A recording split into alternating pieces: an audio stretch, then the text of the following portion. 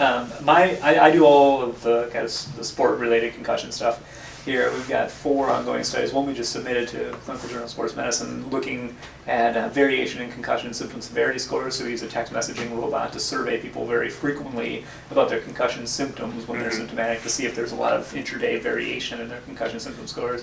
Meaning, could we be misled clinically into thinking that someone's getting better more quickly or more slowly than they actually are, when really that's just random noise in their concussion symptom severity scores? Or could researchers be misled about how valid of an outcome measure a concussion symptom severity score is? What we're doing right now is another test of a sideline concussion test called the King-Devick test, which has gotten a lot of popularity in boxing and mixed martial arts as of late.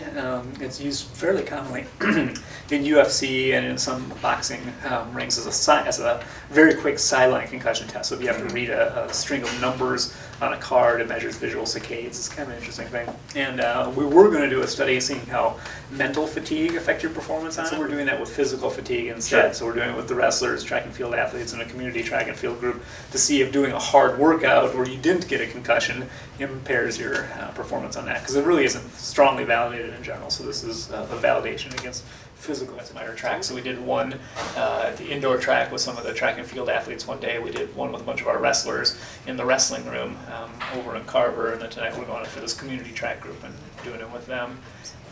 For the best study, it's all at Jacobson, right, where the athletic training rooms for football are, because that's when they get their baseline best testing done. So that's kind of the nature of sports-related research, right? They can't come to you, you go to them. Yeah, we've got a wide variety of things going on. So the youth football study is just kids 7 to 13, right? So that's like pretty little kids. And then the SCAT2, the text messaging one, was kids, I think they had to be 15 to enroll, so it was 15 through 24 is what the enrollment was. So the bulk of them were college kids. I think I only had 3 or 4 high school kids. We commonly get referrals from other centers to here. So I've got the sport concussion clinic here, and while it's the acute concussions locally and the kind of normal run-of-the-mill types of concussions that we see from the local referrals, we also get referrals from all over the state, right? So people will come from 4 or 5 hours away.